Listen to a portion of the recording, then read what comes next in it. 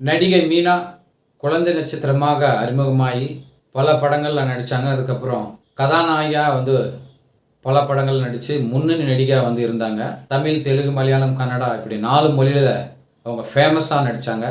வித்யாசாகர் அப்படின்ற ஒரு இன்ஜினியர் கல்யாணம் செஞ்சுக்கினாங்க. நைனிகா அப்படின்ற ஒரு பெண் குழந்தை இருக்குது.